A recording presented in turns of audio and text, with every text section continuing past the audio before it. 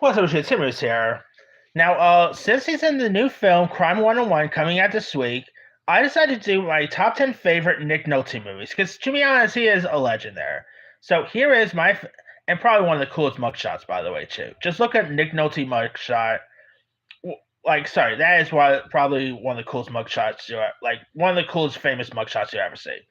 But here is my official top 10 favorite Nick Nolte films. Number 10 is the 1986 movie Down and Out in Beverly Hills. Now, this movie's teamed up the likes of Nick Nolte, Richard Dreyfuss, Bette Midler, and it's a really decent, hilarious film here, say the least. In it is, of course, about wealthy families' lives who are upended when they rescue a homeless man who challenges their shallow existence. And you got Nick Nolte, who plays Dave Letterman, who's a director whose blunt honestly exposes the emptiness of Beverly Hills excesses here, and it has some really decent other cast members here as well. It's such a really decent one, to say the least. Of course, Nick Nolte definitely has some fun moments to himself here. Bette Midler, Richard Dreyfuss, Little Richard even pops up in this. You had Elizabeth Pena. It's such a really decent one. You literally had Little Richard as the as a singer here, which was pretty cool to say at least there. If you guys never seen Down and Out in Beverly Hills, give it a go. It's a really fun little black comedy that I think is well worth a watch there. All right. Coming in at number 9 is A Walk in the Woods. This is a movie from 2015 that paired Nick Nolte with Robert Redford, R.I.P. by the way. Where, of course, two aging friends attempt to hike in the Appalachian trails, confronting aging friendship and their own physical limits. And Nolte plays like Stephen Katz, who's a grunt, profound, deeply human-liking partner, who's blunt, humor and verbally steals like the movie's taught here. You had Emma Thompson, and it's such a real. Kristen Skull was also in this as well. I really, of course, like the chemistry with Redford and Nolte. They really play off each other well here. The dialogue between the two was great. You had two legends throughout this, and the whole movie pretty much includes like Redford and Nolte just walking the trails and just usually talking with one another, meeting interesting people along the way. It's such a really good underrated little film if you guys haven't seen it. All right, number 8 is the Paul Schrader movie Affliction. Now, this movie stars Nick Nolte and Sissy Spacek. And, of course, you had, like, James Coburn was also in this. It's got a couple of Oscar nominations here. And you also had, like, William Dafoe. If you guys don't know much about the story here, it's about a small-town cop spies into paranoia while investigating a suspicious hunting accident.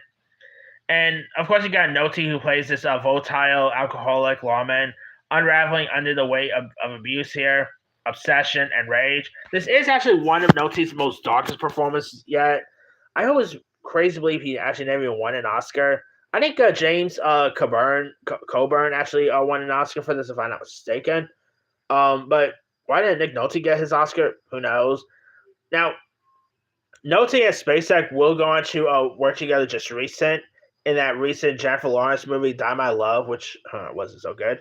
But they were actually good in it, though. But Affliction is a really good one. Directed by the great Paul Schrader. Nolte's great. If you guys haven't seen it, give that one a go. All right. Coming in at number 7 is Tropic Thunder. You have Nick Nolte, who plays this, drug addict war novelist, and a director pairing Nolte's own tough guy image here with self-awareness. He doesn't really have much screen time. Like, he literally mostly has like a claw as a hand, really, but he is hilarious throughout. Just the hilarious moments he has in this is hilarious. It's fun to say the least. Definitely one of like, I guess you could say this was one a little bit of a comeback for him. Nolte definitely had some fun moments throughout. Again, he doesn't have as much bigger screen time. I wasn't even sure if I was going to include this, to be honest, yeah.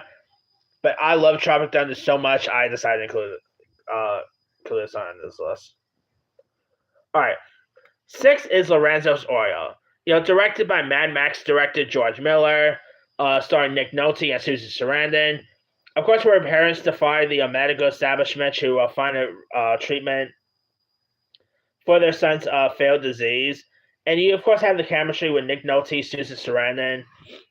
Nolte, of course, plays Augusto Odone, who's like a relentless, obsessive father who's like love turns into intellect crusade here against scientific orthodoxy here, and it's a really wonderful performance. Really sad throughout. Nolte's great. Sarandon's terrific. The one who plays their son is really good as well. If you guys haven't seen it, give this one a go. All right. Number 5 is the one that I think should have won him an Oscar. I mean, I think Christopher Plummer actually won that same year, but I really think Nick Nolte should have won for this. Number 5 is Warrior. Warrior stars Tom Hardy and Joe Egerton about two brothers who enter an MMA tournament, forcing reckoning with their abusive past and fractured family. It is terrific. Nolte plays like their alcoholic father, seeking redemption, and again, Christopher Plummer, R.I.P. to him too. Christopher Plummer was a legend, but why did I still think Nick Nolte should have won that year? I really think Nick Nolte should have won his Oscar for Warrior because I think this is one of the best performances he has ever given. Great performance throughout. Of course, Tom Hardy, Joe Egerton. It actually came out at a time where MMA wasn't as popular. To be honest with you, I feel like if the movie came out a little bit today, probably would have done a little more. But Warrior is great if you guys haven't seen that one.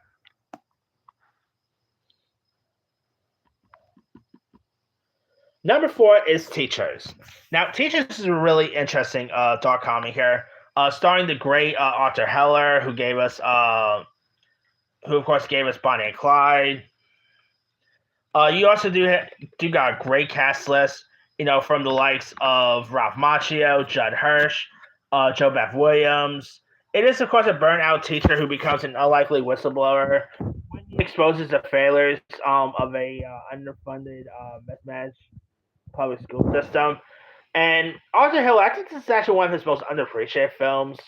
Everyone always talks about how great Bonnie and Clyde was and all, but I feel like this is one that rarely gets talked about. You had Judd Hirsch, Laura Dern, Joe Beth Williams, Ralph Macchio. It's such a really decent dark comedy. Of course, you got Nick Nolte, who plays Bill Schneider, who's the fighting bureaucracy, burnout of his own idealism here.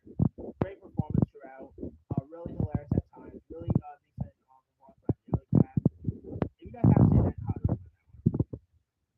Number 3 is Prince of Tides. This was directed by Barbara Streisand, and actually left his first Nolte and Oscar nomination.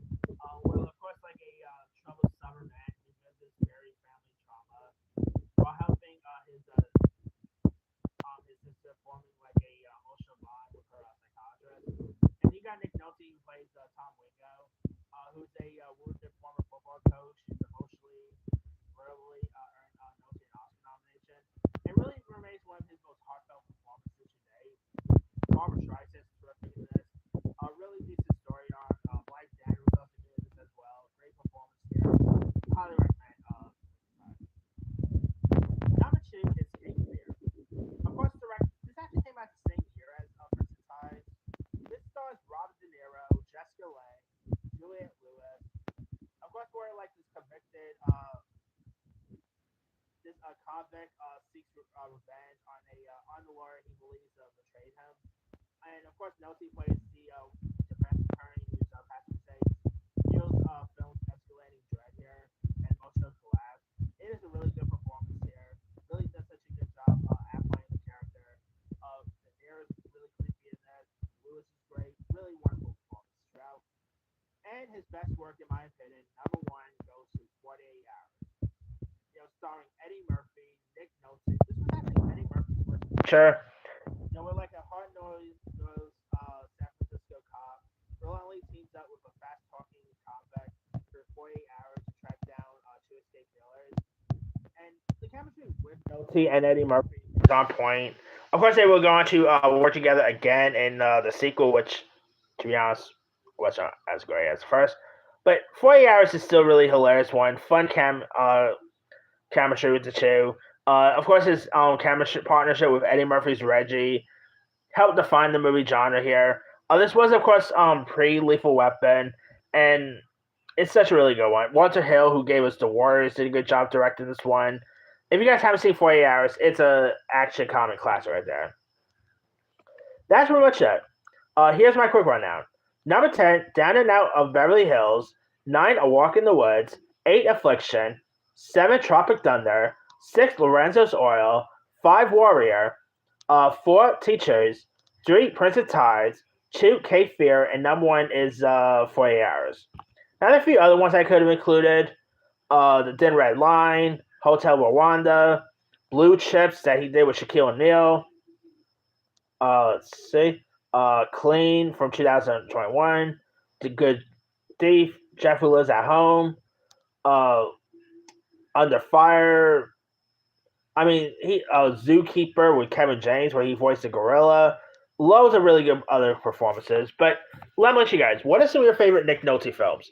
Drop comments below. Don't forget to like, subscribe, hit that bell for notification. This is Him Simon.